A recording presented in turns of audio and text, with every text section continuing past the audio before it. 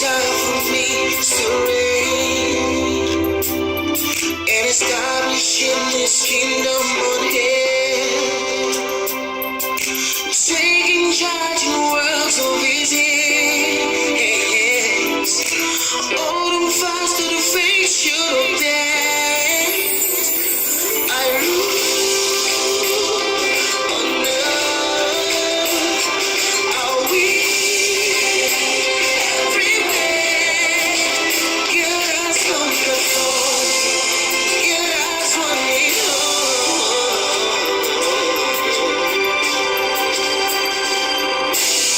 You're listening to Dominion Voice by Pastor Larry Ajanoku. At budgeting. We're looking at budgeting, and it's a very, very vast topic. And I pray that I will be able to have speed to get across so many information at the same time. Now, let me read to us the scripture while we run on today. Luke chapter 14. Luke 14, I'm going to read from verse 28.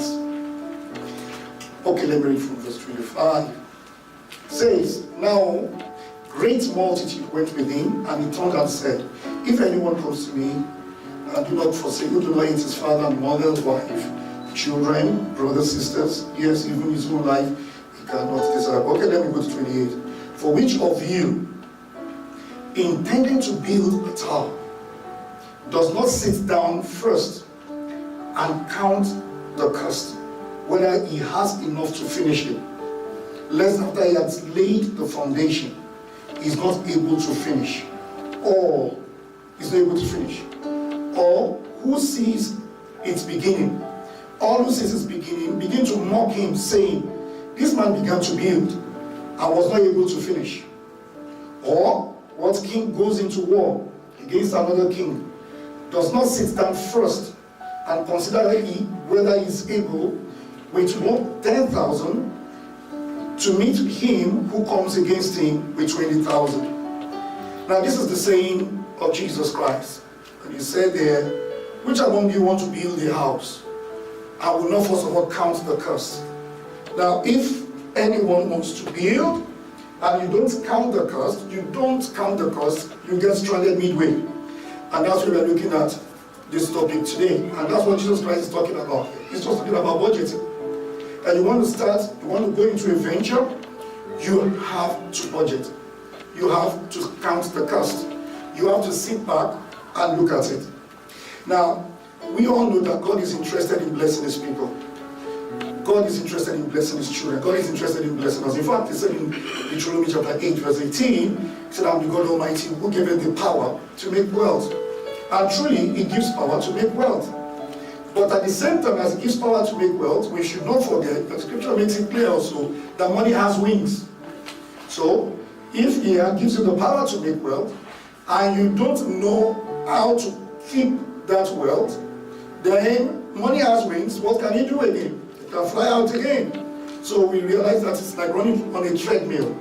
You realize that you're running on a treadmill and you keep asking yourself, what exactly is happening here? I've had some people who say, maybe it's a devil spirit that is affecting my finances. I earn so much, but I don't understand how it's going. In some language, in some places they will call it agbano. That is, as you collect it, it goes.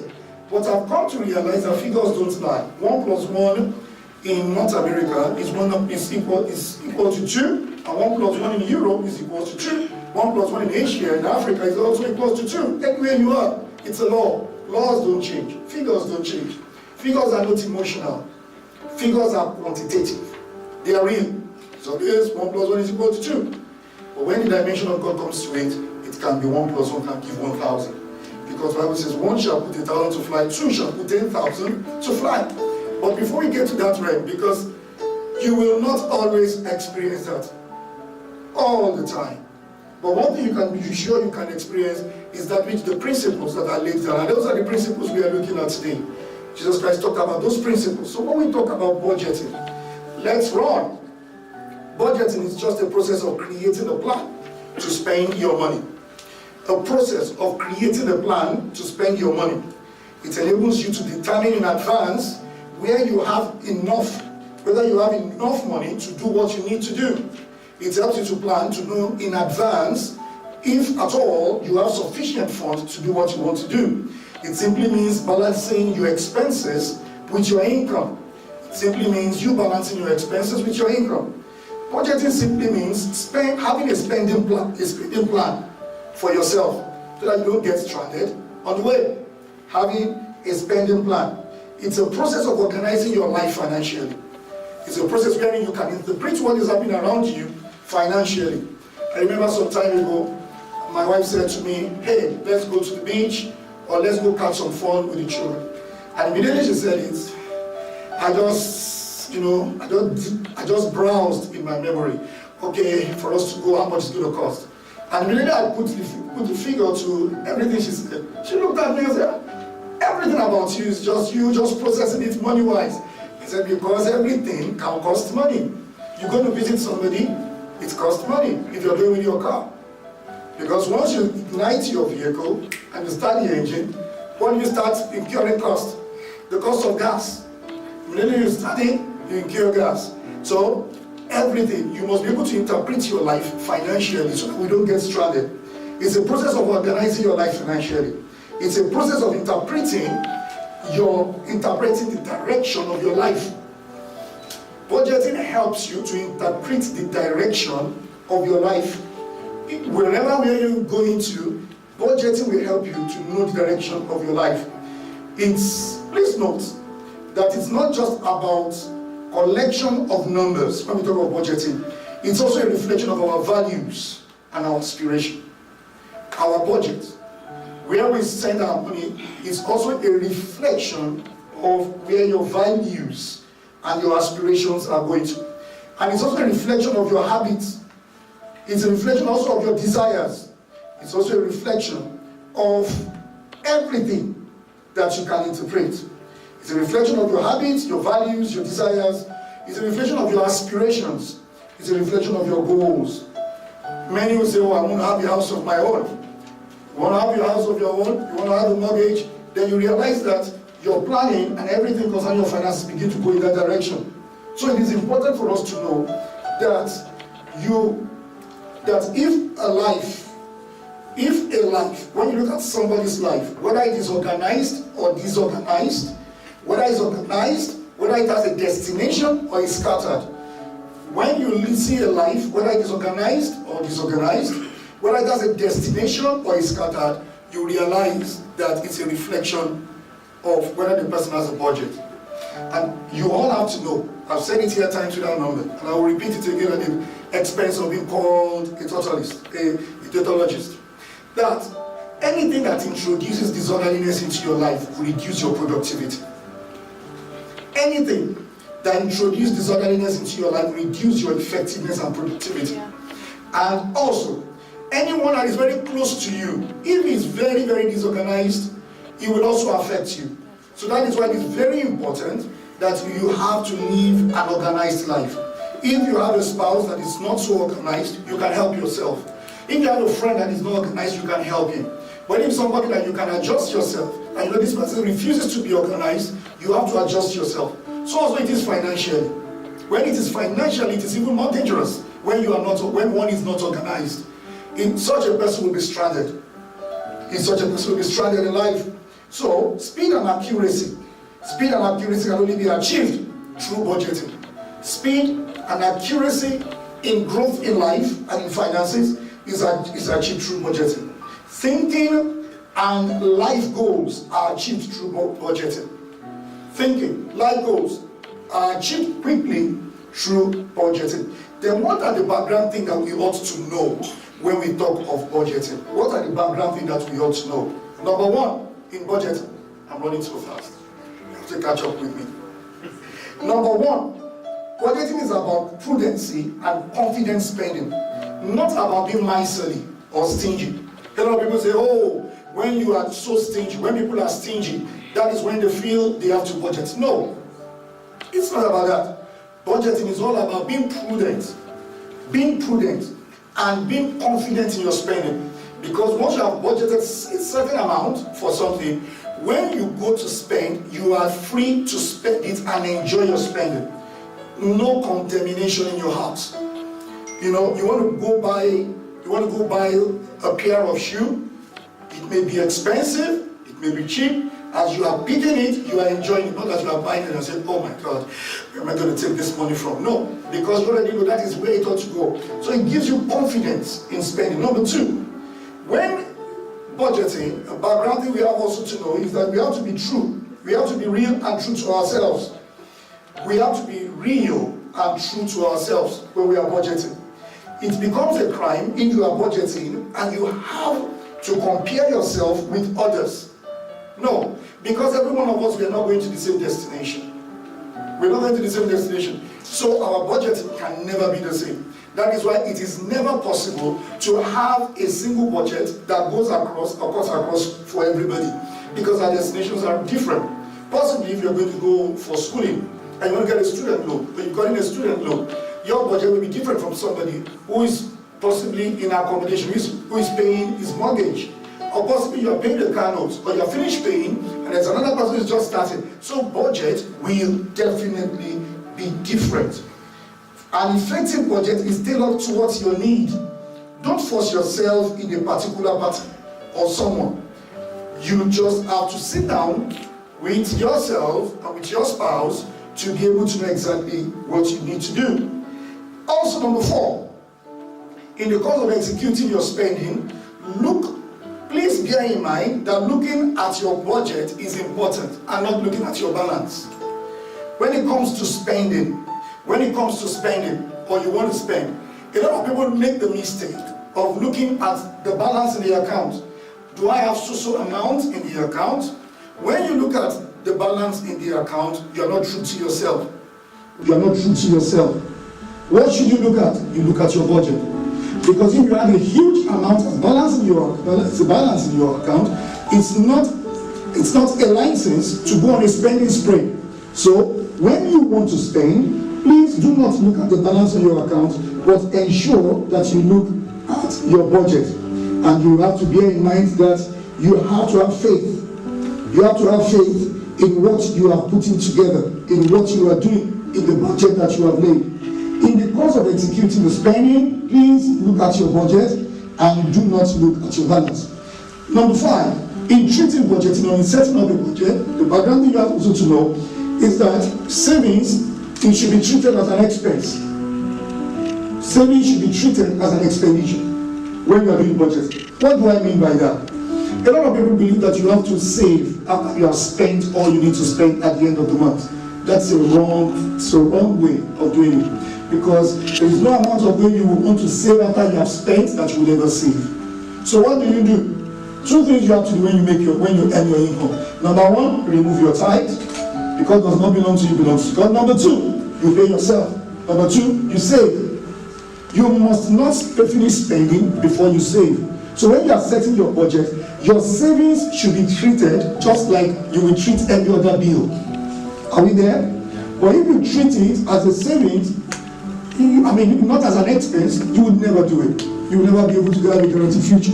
So savings must be treated as an expense when you're doing budget. And then number 6, lastly, is that when you are putting up a budget as well, please bear it in mind that your emergency fund is different from your savings.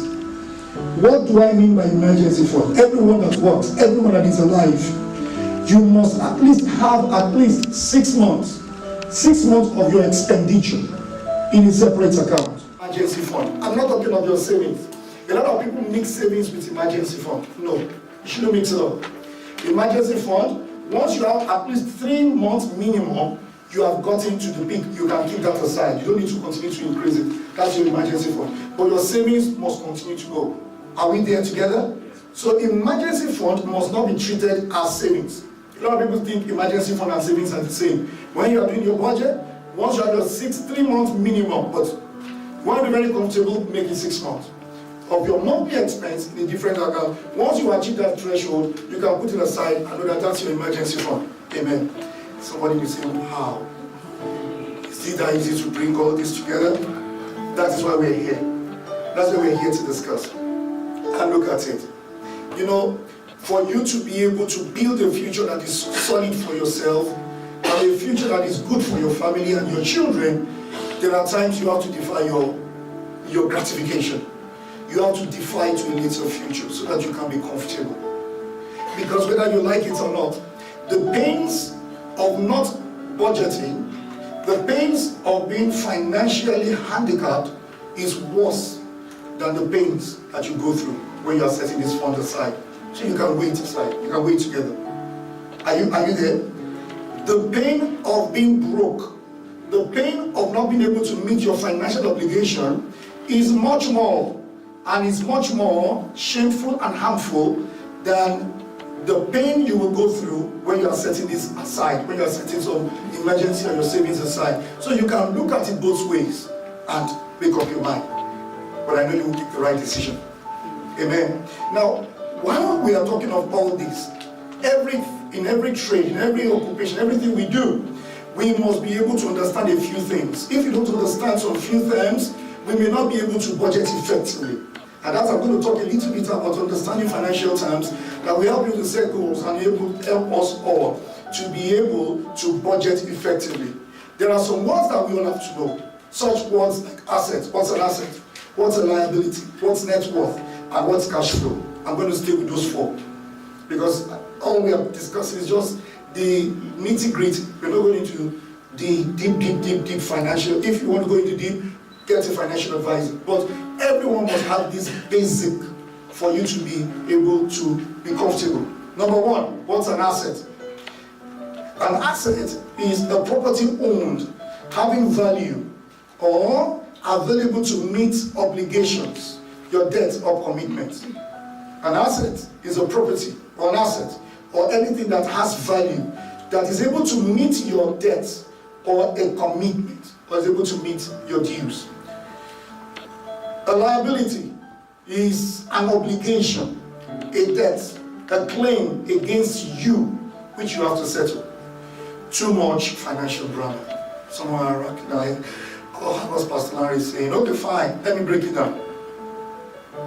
An asset is anything that brings money into your pocket. A liability is anything that takes money from your pocket. Do I drive it home? Yeah. An asset is anything that does what? Brings money to you. A liability is anything that takes money from you. That's all the simple. Forget all the financial terms. So, what brings money to me? Things like cash is an asset. Investment is an asset. It brings money to me. It's an asset. Real estate is an asset. The car that is owned is an asset. An equipment, a machinery is an asset. However, when we talk of assets, there are some that are wasting assets or depreciating assets. There are some assets that appreciate. For example, if you buy a brand new car today, take for example 30,000 Canadian dollars. Immediately you put your plate number on that car and you drive it out of the car dealer, it will drop at least by 25 to 30%. And you bring it back and you say, I want to sell it. The dealer will say, oh, you bought it at 30,000, but I'm going to sell it for you. Okay, we look at the mileage. We'll sell it for you at 25 or 20 or 25 or 27. So, but I just bought it yesterday. So, but it's been registered. So, even though a car is an asset, but it's a depreciating asset. But what about the real estate? Those ones are easy. It's appreciating asset. Now, what is a liability? Anything that takes money from you. For example, your bank debt. The debt you owe your bank is a liability. You've got to pay. Your mortgage is a liability. I was there talking to somebody, I was sharing in church some time ago, and I was saying there, I said, I was saying, oh, I have a house. So, oh, no, you don't have a house. What you have is a mortgage.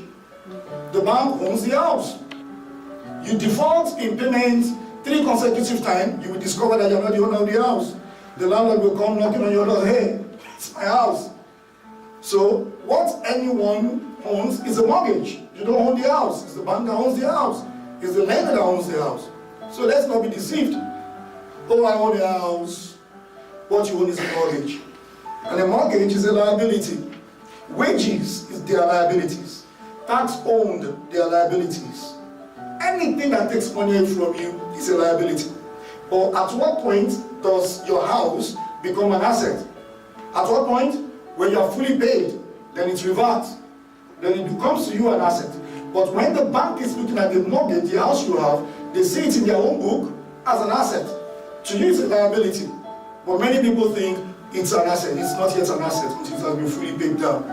That's why it's very, very important. I encourage everyone, if you have a mortgage, try your best possible to pay it down as quickly as possible.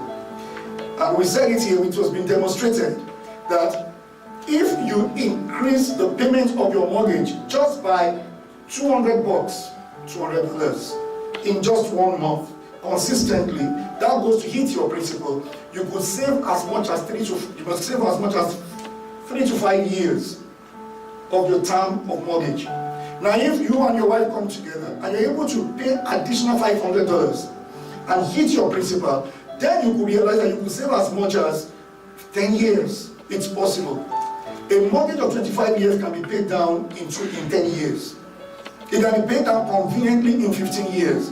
If only we will alert our mind to get out of debt and do what we have to do. And many of the money that we play around with, you realize that you could actually get those things instead of just spending them, you can actually lock it into something.